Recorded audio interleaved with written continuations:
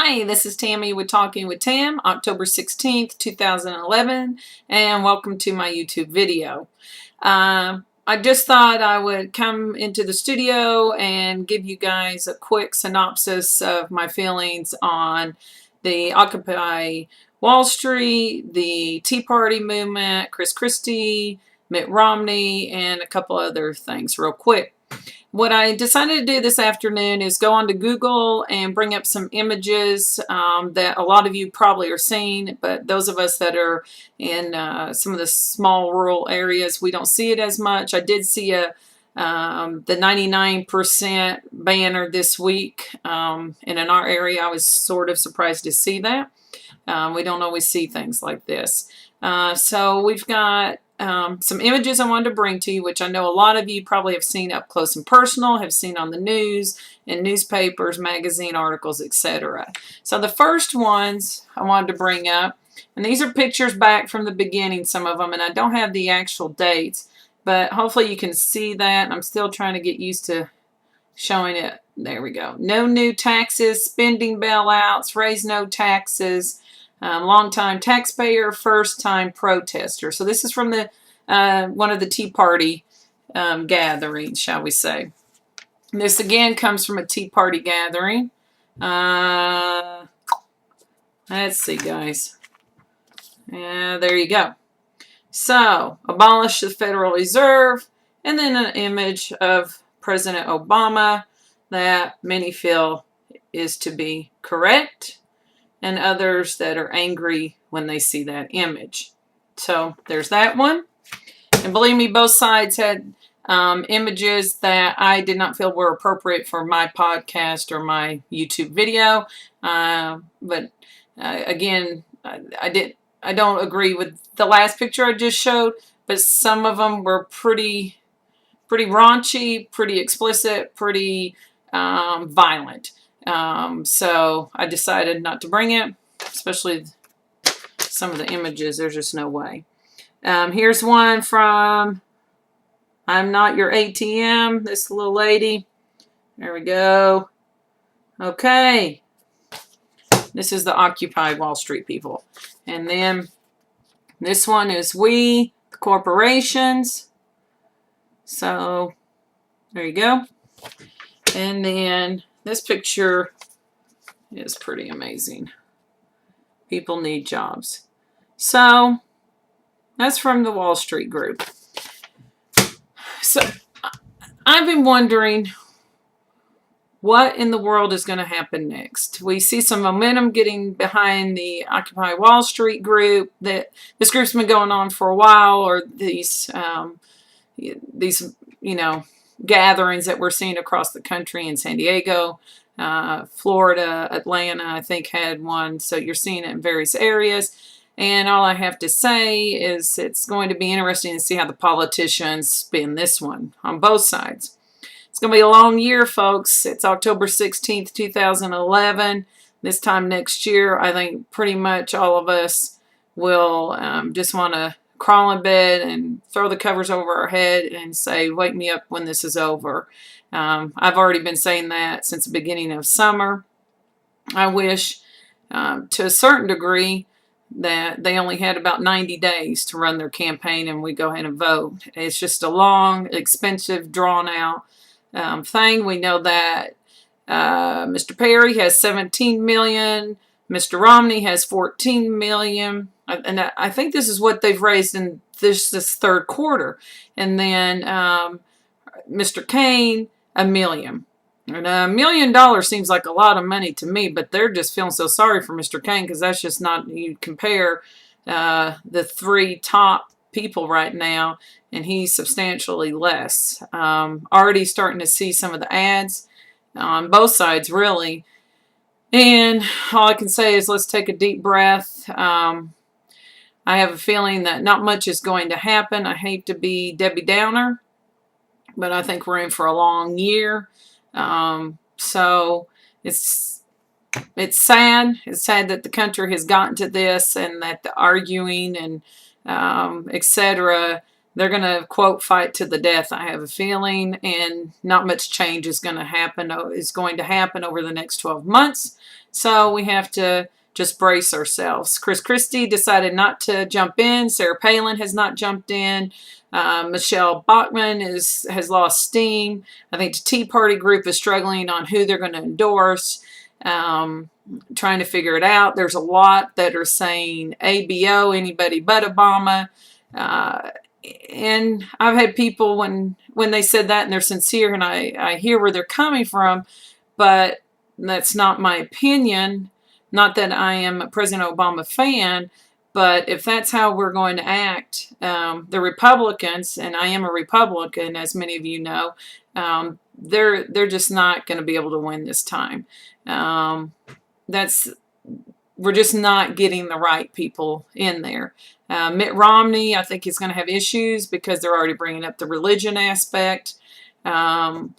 But as I told my sister many years ago, they never thought they would vote for a Catholic. So I still think that this country might vote for someone who is of the Mormon faith. But if that's the case, I'm just going to tell you right now, I don't think that the Republicans will win this round. I think President Obama will win. Not due to things that he's gotten done, but due to the Republicans not getting their act together and people getting real, including the Tea Party people. If they feel like their representation is not being met by the people that are in the race right now, then I suggest to them to get somebody they feel like they can run that has some couth about them. And I'll just be real honest with you. I don't think any of them have a game plan. I'm not impressed with any of them of what's really going to help this country. I did tell someone if I could take a piece of each person of what their beliefs are or what they think would help, I might could come up with the person that I think could be president of the United States on the other side.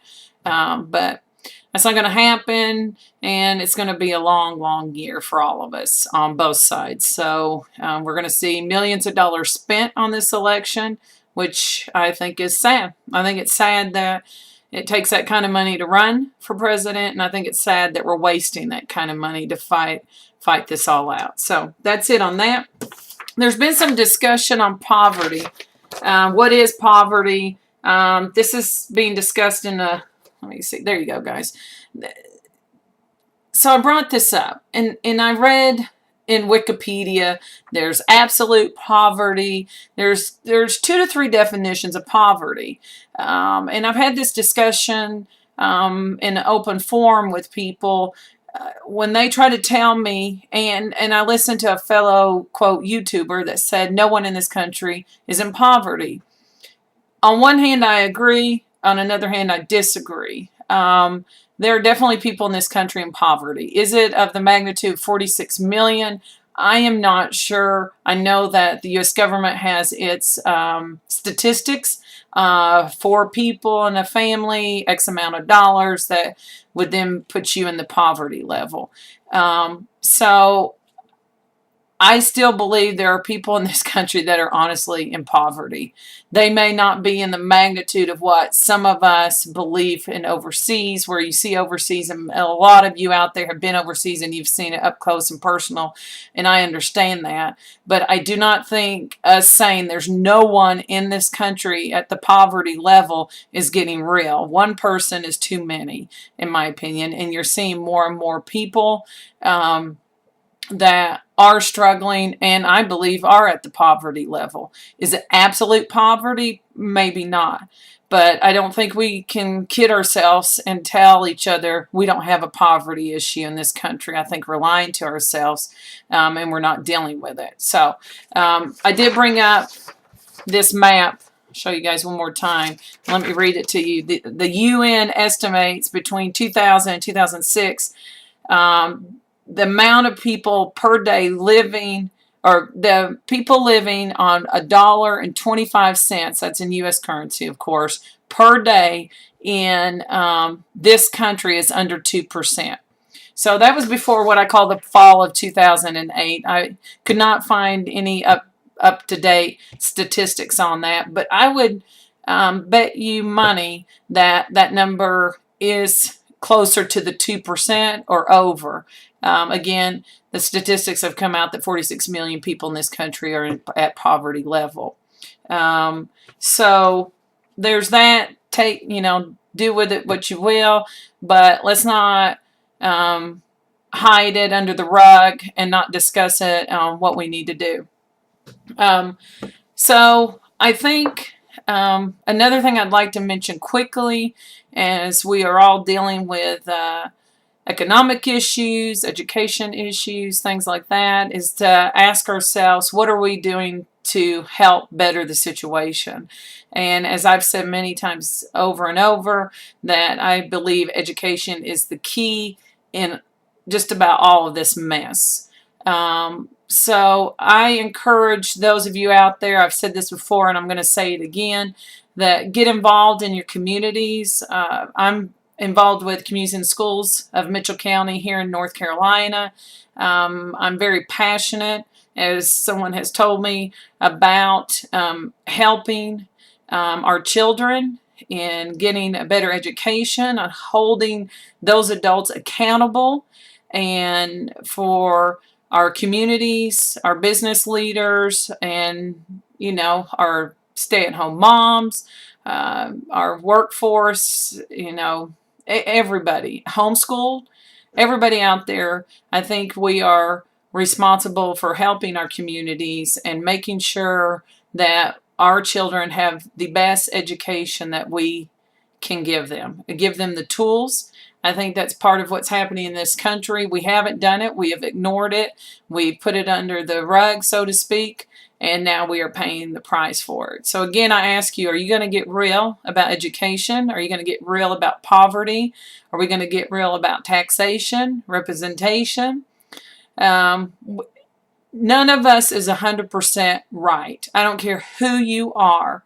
And what's so great about this country is that we all should be able to come together and find some common ground and forge ahead.